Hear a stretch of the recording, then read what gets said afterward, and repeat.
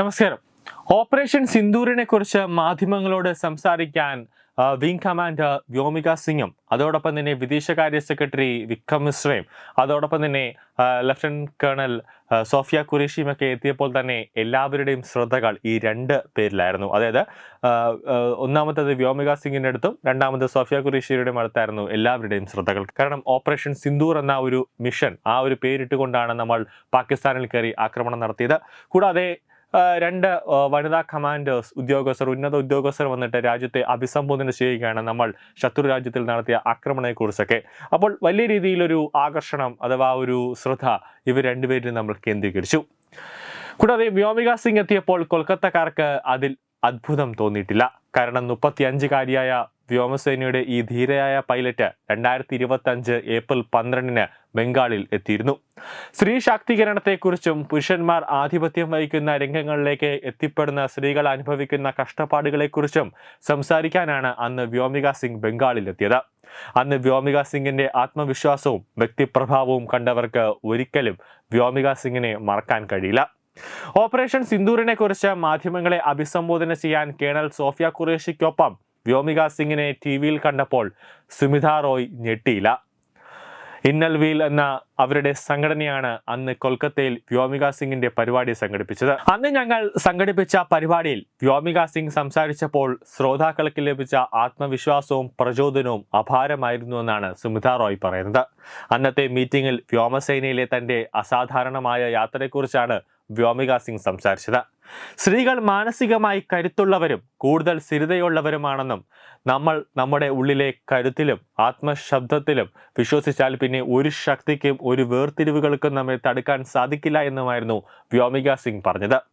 ചെറുപ്പത്തിൽ നീ പെൺകുട്ടിയാണ്, നിനക്കിതിന് സാധിക്കില്ല എന്ന് ആരെങ്കിലും പറഞ്ഞാൽ അവർ പറഞ്ഞത് തെറ്റാണെന്ന് തെളിയിക്കാൻ വ്യോമിക സിംഗിന് ഒരു പ്രത്യേക വാശിയായിരുന്നു.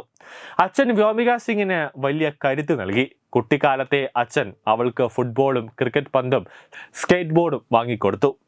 മകളെ ഇതെല്ലാം ഉപയോഗിച്ച് കളിക്കാൻ അച്ഛൻ നിർബന്ധിക്കുമായിരുന്നുവെന്നും വ്യോമിക സിംഗ് പറയുന്നു. അച്ഛൻ മകൾക്ക് വ്യോമിക എന്ന പേരിടുമ്പോൾ തന്നെ സ്വപ്നം കണ്ടിരുന്നു, മകൾ ആകാശത്തിന്റെ മകളാകുമെന്ന്. വ്യോമിക എന്ന വാക്കിനർത്ഥം ആകാശത്തിന്റെ മകൾ എന്നാണ്. 6ാം ക്ലാസ്സിൽ പഠിക്കുമ്പോൾ ഒരു ദിവസം അധ്യാപിക ഓരോരുത്തരോടും പേരിന്റെ അർത്ഥം എന്താണെന്ന് ചോദിച്ചു. വ്യോമിക എന്ന വാക്കിന്റെ അർത്ഥം ആകാശത്തിന്റെ മകൾ എന്നാണെന്ന് അന്ന് അറിഞ്ഞ ശേഷം പൈലറ്റ് ആകണമെന്ന മോഹം വ്യോമികയിൽ ഉയർന്നു. ആൺകുട്ടി പെൺകുട്ടി എന്ന വേർതിരിവല്ല, നമ്മൾ നടത്തുന്ന പ്രകടനമാണ് നമ്മളെ വേർതിരിക്കുന്നതെന്നാണ് വ്യോമിക സിംഗ് പറഞ്ഞത്. നമ്മളൊരു കാര്യത്തിൽ മിടുക്ക് നേടിയാൽ അതിൽ വേണ്ട പരിശീലനം നേടി മികവ് കാട്ടിയാൽ ആർക്കും നമ്മെ തടയാൻ കഴിയില്ല എന്നാണ് വ്യോമിക സിംഗ് തന്റെ സ്വന്തം അനുഭവത്തിൽ നിന്നും നേടിയ പാഠം. അവൾ എപ്പോഴും കുട്ടികളുടെ കൂട്ടത്തിൽ നിന്നും വേറിട്ട് നിന്നു. ശാന്തയാണെങ്കിലും അവൾ ധീരയായിരുന്നു. വ്യോമിക സിംഗിനെ കുറിച്ച് സ്കൂൾ അധ്യാപകർ പറയുന്നു. സ്കൂളിൽ NCC കേഡറ്റായിരുന്നു. എഞ്ചിനീയറിംഗ് പഠനത്തിന് ശേഷം UPSC പരീക്ഷയിൽ SSB പാസ്സായത് വ്യോമിക സിംഗിന് ഡിഫൻസ് അക്കാഡമിയിൽ എത്തുന്നു. പിന്നീട് അവരുടെ കരുത്തിന്റെ ബലത്തിൽ വ്യോമിക ശ്രദ്ധേയമായി. വളരെ സങ്കീർണവും ക്ലിഷ്ടവുമായ അരുണാചൽ പ്രദേശ് ജമ്മു കാശ്മീർ മലനിരകളിലൂടെ 2500 മണിക്കൂറോളം ചീറ്റയും ചേതകം പറത്തിയാണ് വ്യോമിക പൈലറ്റ് എന്ന നിലയിൽ കരുത്തയാകുന്നത്. ഇന്ത്യൻ വ്യോമസേനയ്ക്ക് വേണ്ടി നിരവധി രക്ഷാപ്രവർത്തനങ്ങളിൽ പങ്കെടുത്ത പ്രശംസ നേടി. ഉറച്ചതും കൃത്യവുമായ തീരുമാനങ്ങൾ എടുക്കാനുള്ള കഴിവാണ് വ്യോമിക സിംഗിനെ ഉയരത്തിലെത്തിച്ചത്. 2021 മൗണ്ട് മണിരംഗ് മലനിരകൾ അതിൽ കയറിയ വ്യോമികയുടെ ദൗത്യം ഏറെ പ്രശംസ പിടിച്ചുപറ്റിയിരുന്നു. സമുദ്രനിരപ്പിൽ നിന്നും ഏറെ ഉയർന്ന പ്രദേശങ്ങളിൽ ജീവൻ പണയം വെച്ച് നടത്തിയ രക്ഷാപ്രവർത്തനങ്ങളുടെ പേരിൽ ധീരതയ്ക്കുള്ള പുരസ്കാരങ്ങളും നേടിയിട്ടുണ്ട്. ന്യൂസ് ഡെസ്ക് തത്വമൈ ന്യൂസ്. തുമ്പമൺ ശ്രീ വടക്കുംനാഥൻ ക്ഷേത്രം, അമ്പലക്കടവ്, പത്തനംതിട്ട. ശ്രീമദ് സ്കന്ദപുരാണ മഹാസത്രം. ഞാൻ ഡോക്ടർ വിപിനചന്ദ്രൻ നായർ, ചാങ്ങേത്ത് ആയുർവേദ ഹോസ്പിറ്റൽ, തുമ്പോൺതാഴം. 8 കരകളുടെയും നാഥനായ ശ്രീ വടക്കുംനാഥ ക്ഷേത്രത്തിൽ മെയ് 11 മുതൽ 18 വരെ നടക്കുന്ന സ്കന്ദ സത്രം. ഇത് ഇന്ന് കേരളത്തിൽ എനിക്ക് തോന്നുന്നത് ആദ്യമായിട്ടാണ് ഇങ്ങനെ ഒരു സ്കന്ദ സത്രം ഇവിടെ നടത്തുന്നത് എന്ന് തോന്നുന്നു. ഇതൊരു മഹാക്ഷേത്രമാണ്.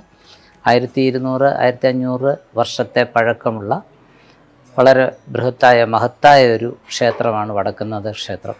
ഈ ക്ഷേത്രത്തിലേക്ക്, ഈ സത്രത്തിന് എല്ലാവരുടെയും സഹകരണം, ഈ 8 കരയിൽ ഉള്ളതല്ല, ഈ കേരളത്തിലെ അങ്ങോളം ഇങ്ങോളം ഉള്ള എല്ലാ ഭക്തജനങ്ങളുടെയും സാന്നിധ്യവും സഹകരണവും ഞങ്ങൾ അഭ്യർത്ഥിക്കുകയാണ്. എല്ലാവരുടേതും ഉണ്ടാകണം. ഇതിനു വേണ്ട എല്ലാ ആശംസകളും ഞാൻ നേരുന്നു.